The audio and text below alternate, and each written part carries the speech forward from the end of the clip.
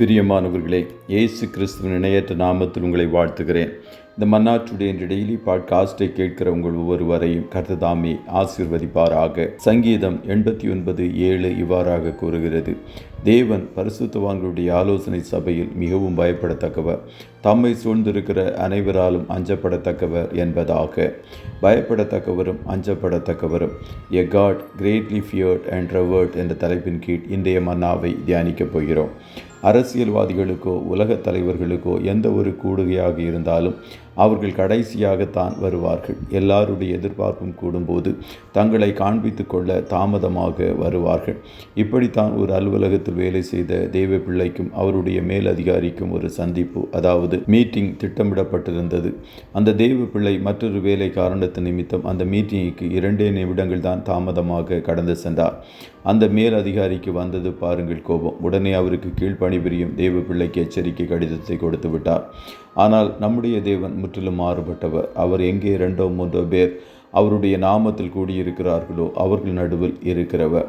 அவர் நாமங்களில் ஒன்று இருக்கிறேன் என்பதாகும். அநேக மாதங்கள் கழித்து வெளிநாட்டிலிருந்து வரும் மகனையோ மகளையோ விமான நிலையத்திலிருந்து அழைத்து வர சரியான நேரத்திற்கு கடந்து சென்று தங்கள் பிள்ளையை அழைத்து வர அன்பு பெற்றோருக்கு ஆவல் இருக்கும் அல்லவா? தன் பிள்ளை நான் சரியான நேரத்திற்கு விமான நிலையத்திற்கு வராவிட்டால் பிள்ளை ஏமாந்து போய்விடுவான் என்ற எண்ணம் நல்ல பெற்றோருக்கு இருக்கும் அல்லவா?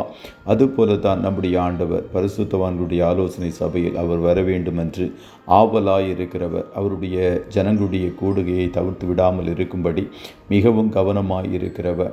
அவர் நம்முடைய பயபக்திக்குரிய நல்ல தேவன். அப்படிப்பட்ட தேவன் மேல் நாம் பயபக்தியாய் காணப்பட வேண்டும். நான் கர்த்தர் என்றால் எனக்கு பயப்படும் பயம் எங்கே என்று கர்த்தர் கேட்கிறார். இன்று அநேக சபைகளில் விசுவாசிகளுக்கு கர்த்தரை குறித்த பயம் இல்லை. அநேக ஆராதனை கூட்டத்தில் கர்த்தர் அசட்டை பண்ணப்படுகிறார். மாத்திரமல்ல, தம்மை சூழ்ந்திருக்கிற அனைவராலும் அஞ்சப்படத்தக்கவர். அவரை நாம் ஆராதிக்கும் போது அவருடைய பிரசன்னத்தினால் நம்மை நிரப்பாமல் விட்டுவிடக்கூடாது என்று நினைப்பவர். ஆகையால் விசுவாசிகள் ஒன்று கூடி வரும்போது அவரை ஆராதிக்கும் போதும் அவர் மீது இருக்கும் பயம், நடுக்கம், மனத்தாழ்மை, கீழ்ப்படிதல், மரியாதை போன்றவை நமக்கு காணப்பட வேண்டும். கர்த்தருக்கு பயப்படுவது தான் ஞானத்தின் ஆரம்பம். ஆகையால் நீங்கள் மனிதர்களுக்கு பயப்பட வேண்டாம், அதிகாரிகளுக்கு பயப்பட வேண்டாம், சூழ்நிலைகளை பார்த்து அஞ்ச வேண்டாம். மாறாக கர்த்தருக்கு பயப்படுங்கள். அப்பொழுது கர்த்தர் உங்களை எட்டாத உயரத்தில் கொண்டு போய் உங்களை மகிழ்ந்திருக்கும்படி செய்வார். கர்த்தர் தாமே உங்கள் ஒவ்வொருவரையும் ஆசீர்வதிப்பாராக. ஜெபம் செய்வோமா? நல்ல தகப்பனே, உம்மை நன்றியோடு துதிக்கிறோம். இந்த மன்னா டுடே டெய்லி பாட்காஸ்டை கேட்கிற முடிய பிள்ளைகள் ஒவ்வொருவரையும் கர்த்தர் தாமே ஆசீர்வதிப்பீராக.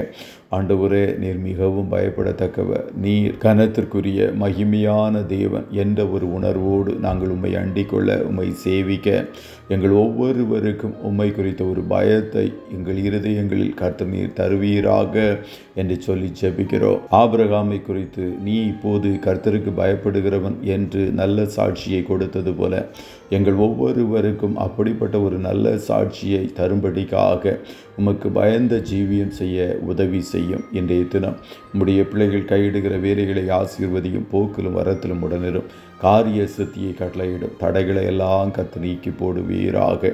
ஆட்டுக்குட்டியானவருடைய இரத்தத்தின் பாதுகாப்புக்குள்ளாய் ஒவ்வொருவரையும் கொடுத்து இயேசுவின் நாமத்தில் வாழ்த்தி ஜெபிக்கிறோம் நல்ல பிதாவே. ஆமென்.